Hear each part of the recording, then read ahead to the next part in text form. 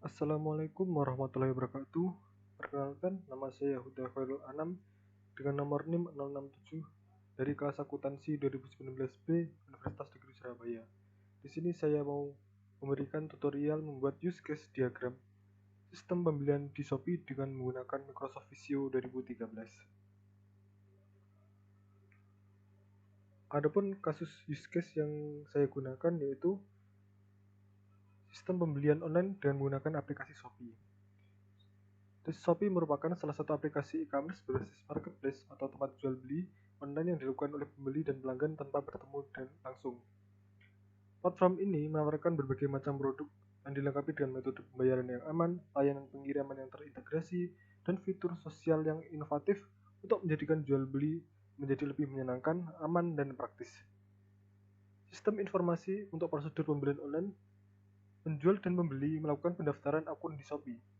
Setelah membuat akun, pembeli melakukan login untuk menggunakan Shopee, kemudian pembeli bisa memilih produk yang ditawarkan dari berbagai macam penjual. Setelah dirasa cocok, pembeli akan memilih metode pembayaran dan pengiriman yang sudah disediakan oleh marketplace. Pembeli melakukan pembayaran, lalu penjual akan memproses produk yang dipesan. Kemudian penjual akan mengirimkan produk ke kurir untuk diantar ke pembeli.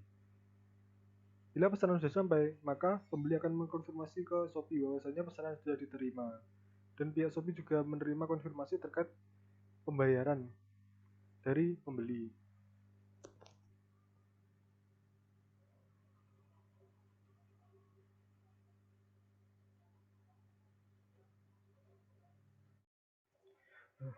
Untuk langkah selanjutnya dalam pembuatan use case diagram, maka kita pilih aplikasi yang akan kita gunakan. Nah, di sini saya menggunakan Visio 2013.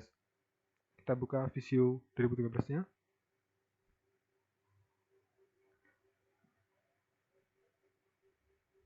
Di tampilan awal muncul berbagai macam tampilan. Nah, karena ini kita akan menggunakan use case, maka kita pilih UML use case diagram. Kita klik 2 kali, maka akan muncul tampilan secara otomatis mengenai simbol-simbol dalam use case diagram. Ini yang pertama ada aktor. Aktor ini merupakan atau yang mewakili dari peran orang, sistem yang lain atau alat ketika berkomunikasi dengan use case. Kemudian yang kedua ada use case ini yang berbentuk elip, merupakan abstraksi dan interaksi antara sistem dan aktor. Kemudian ada subsystem, ini merupakan batasan dari sistem. Ada association, ini sebagai penghubung antara aktor dengan use case. Kemudian ada generalization, itu menunjukkan spesialisasi aktor untuk dapat berpartisipasi dengan use case. Selanjutnya ada include, ini menunjukkan bahwa suatu use case seluruhnya merupakan fungsionalitas dari use case lainnya. Yang terakhir ada extend, ini menunjukkan bahwa suatu use case merupakan tambahan fungsional dari use case lainnya jika suatu kondisi tertentu.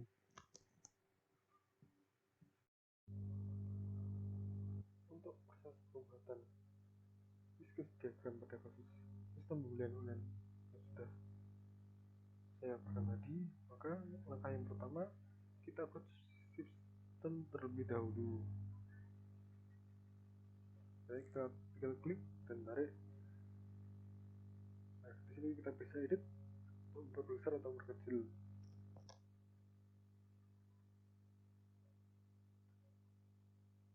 Selanjutnya kita namain use case yang kita buat itu sistem pembelian online. Setelah kita buat subsistemnya, kita identifikasi terkait aktor apa saja yang ada di dalam kasus tersebut. Nah, terkait kasus sistem pembelian online menggunakan kasus ini, lewat aktor yang pertama ada pembeli. Pembeli adalah orang yang membeli produk dari penjual. Kemudian ada penjual, yaitu orang yang menyediakan barang. Kemudian ada kurir, yaitu orang yang mengantarkan barang dari penjual ke pembeli. Kemudian ada pihak Shopee selaku pemilik dari marketplace-nya. Untuk yang pertama yaitu dari sisi pembeli. tarik aktornya.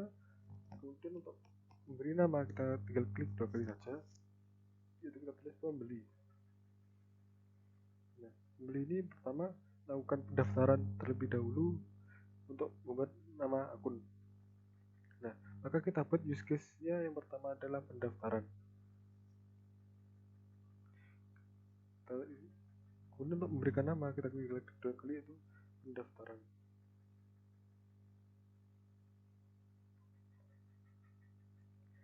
Nah, untuk selanjutnya kita hubungkan menggunakan association ke pembeli.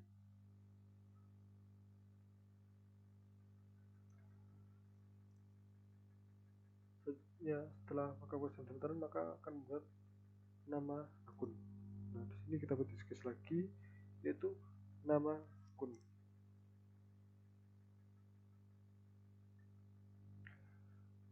Maka kita hubungkan antara pendaftaran dan nama akun menggunakan include, karena nama akun ini tidak bisa berdiri sendiri tanpa adanya proses pendaftaran terlebih dahulu.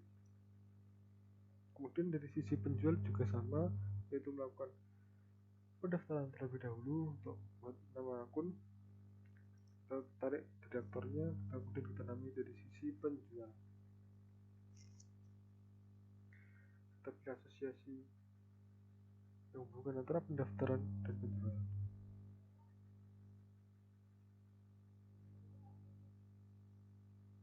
Seperti ini.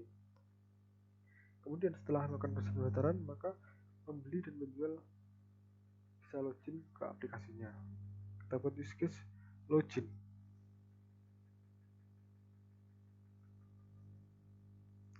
Nah, kita hubungkan menggunakan association ke pembeli dan juga ke penjual, karena sama-sama tentunya akan login terlebih dahulu menggunakan aplikasi.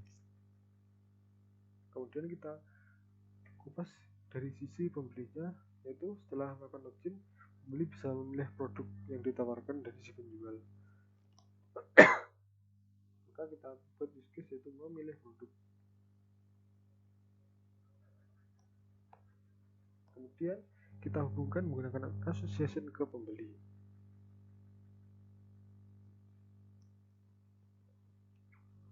Nah, dari login ke memilih produk ini kita bisa hubungkan menggunakan include, karena setelah memilih produk ini tidak lepas dari login terlebih dahulu. Selanjutnya, setelah memilih produk yang dan dirasa cocok, maka pembeli akan melakukan proses checkout. Kita buat use case checkout.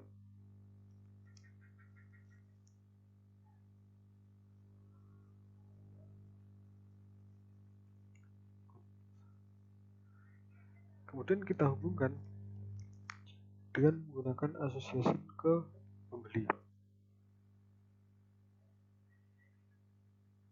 Ini.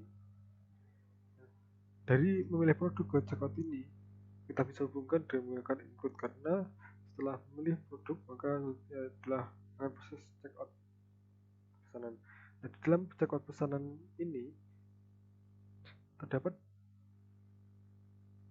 2 proses lagi, yaitu proses memilih metode pengiriman dan juga memilih metode pembayaran. Kita buat use case lagi yang kedua, maksudnya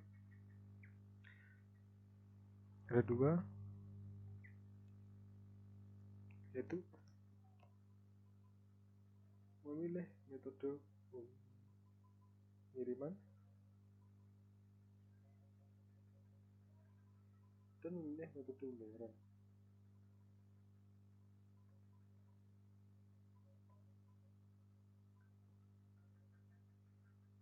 Kita bisa hubungkan menggunakan include dari checkout ke memilih metode pengiriman juga ke memilih metode pembayaran.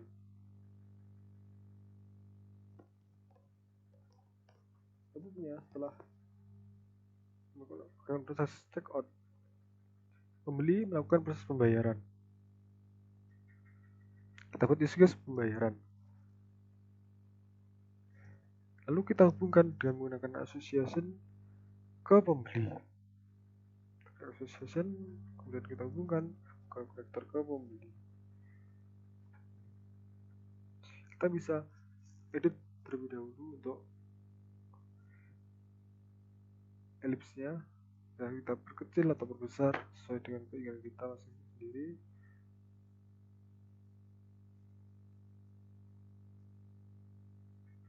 Kita geser.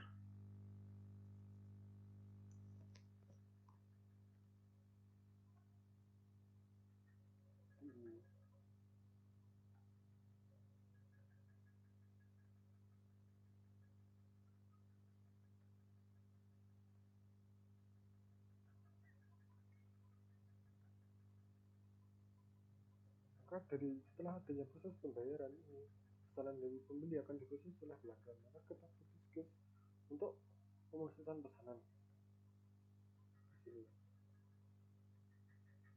pemrosesan pesanan.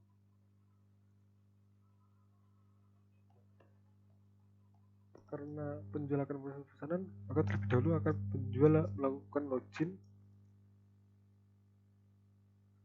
Kita hubungkan dari login ke proses pesanan. Menggunakan konektor include. Kemudian dari proses pesanan kita hubungkan ke penjual. Mohon maaf, kita buat include dari login. Kemudian dari pembayaran ke proses pesanan ini juga kita hubungkan menggunakan include, karena dari adanya proses pemesanan ini terlebih dahulu adalah proses pembayaran. Setelah proses pembayaran, maka barang akan dikirim oleh kurir. Maka kita buat aktor yang ketiga, yaitu kurir. Kita klik.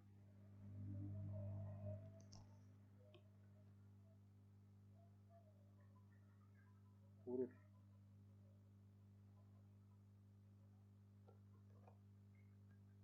Kurir bertugas untuk mengirimkan pesanan kepada pembeli. Kita buat case, yaitu ada proses pengiriman.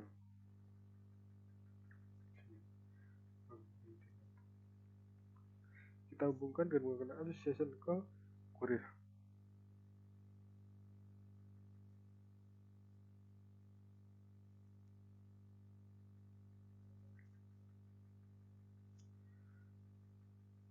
Setelah itu kita juga bisa kita hubungkan dari pesanan ke proses pengiriman, karena proses pengiriman ini terlebih dahulu adalah proses pesanan.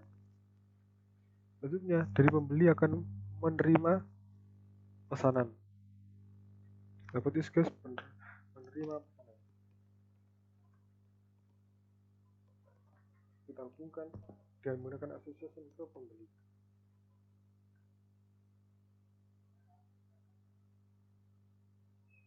Nah, dari pengiriman ini ke proses menerima pesanan kita hubungkan menggunakan include, karena untuk menerima pesanan ini terlebih dahulu menggunakan proses pengiriman yang dilakukan oleh kurir. Selanjutnya setelah pembeli menerima pesanan,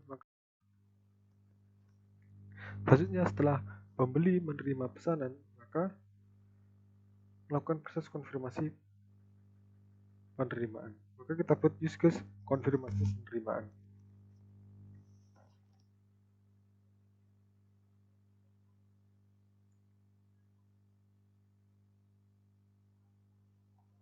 Kita hubungkan dengan menggunakan association ke pembeli, karena pembeli yang melakukan proses konfirmasi pesanan. Kemudian yang terakhir itu ada aktor pihak Shopee.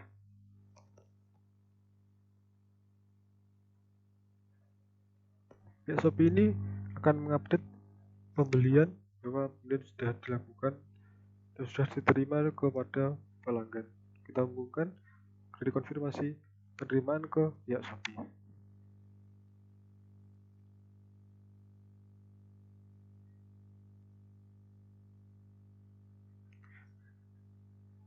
Sekian untuk proses penggambaran use case diagram sistem pembelian online.